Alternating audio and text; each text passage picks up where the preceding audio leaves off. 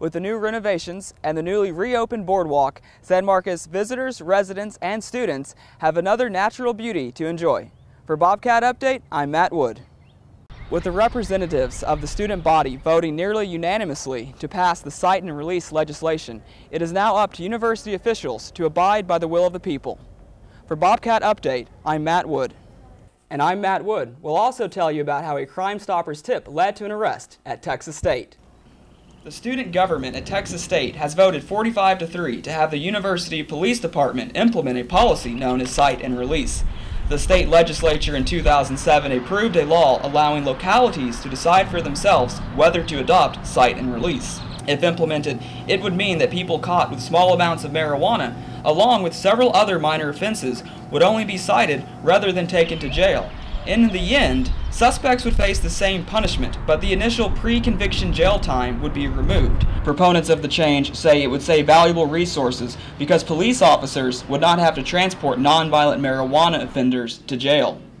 Texas State Normal President and ASG Senator Kevin Koutros authored the bill.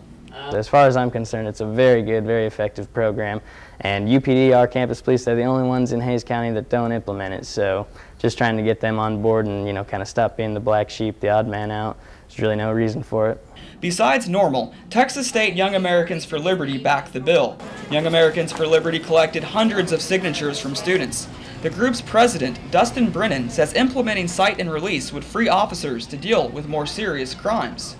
If something actually did happen and it took, 2 hours to book this kid, and that one cop could have been there if he just issued a ticket.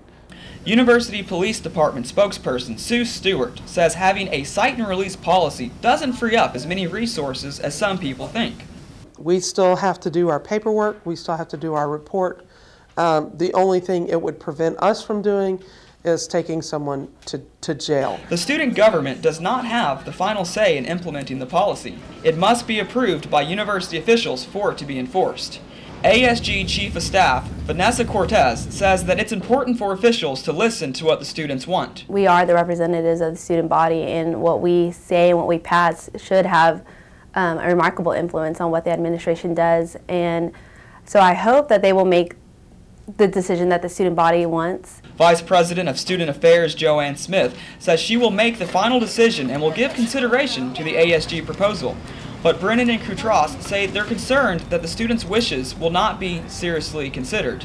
If they got behind it and their senators are behind it and they passed by that overwhelming margin and the administration's willing to just say, well, we want to go with our own ideas and not the students, then the ASG is a farce and we should dismantle it. Vice President Smith says she has not received the ASG paperwork for cite and release and cannot comment on what action she will take.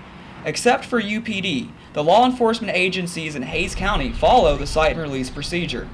With the representatives of the student body voting nearly unanimously to pass the cite and release legislation, it is now up to university officials to abide by the will of the people. For Bobcat Update, I'm Matt Wood.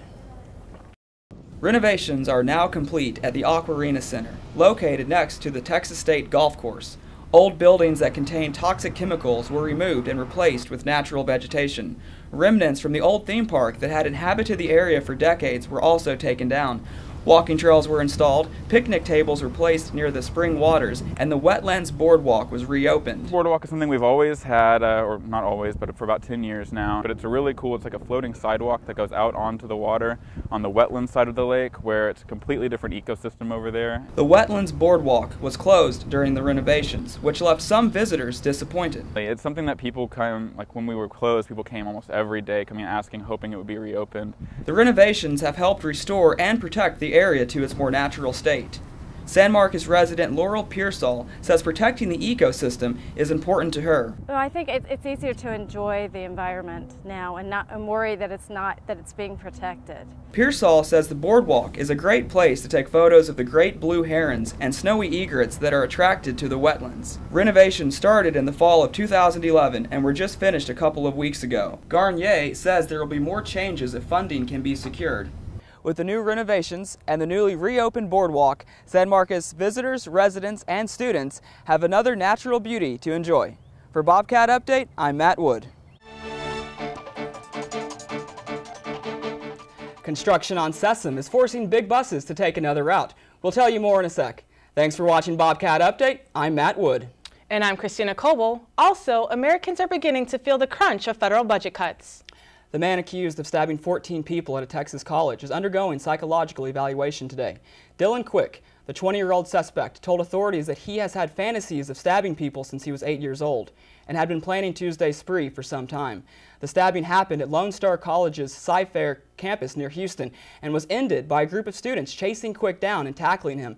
Witnesses described the scene as chaotic and bloody. Quick is being charged with 3 counts of aggravated assault with a deadly weapon. Americans are starting to feel the effects of forced federal spending cuts known as sequester. That's according to a new CNN ORC International survey. The survey shows that more than 2/3 of Americans believe the cuts have severely or greatly affected the nation's economy, and 40% say the cuts have affected them personally. The cuts went into effect in March, cutting $85 billion from fiscal year 2013, which ends September 30th. The cuts were mandated by a 2011 agreement by Congress and the Obama administration that raised the federal debt ceiling. USA Today reports that ammo shortages are causing problems not just for individuals, but also for law enforcement agencies. For example, California police are advising officers not to go to the firing range as often for practice. One reason for the shortage is concern about the pending gun control legislation. Some people are buying larger than usual amounts of guns and ammo in case legislation results in tighter restrictions. Mostly sunny skies tomorrow on Friday with a high of 81 degrees. Well, I tell you, my dog and I were not expecting that cold, wet, rainy weather this morning. We were not too happy about it. I know. I was on my way out the door and I forgot my coat, obviously, since it was really chilly outside. So it was a really shock to me as well. I'm going to have to get Scott's number so I can call him up and check his Twitter to see what the weather's going to be like. I'll be sure to keep you guys updated a little bit. Thank you, Scott. Well, next up, is the post office going to suspend its Saturday delivery? We'll have the answer for you when we come back.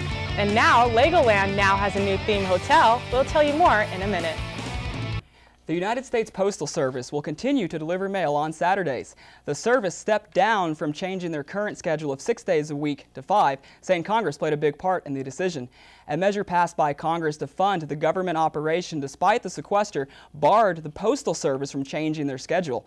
The plan that would have taken effect this summer would have saved the service $6 billion a year.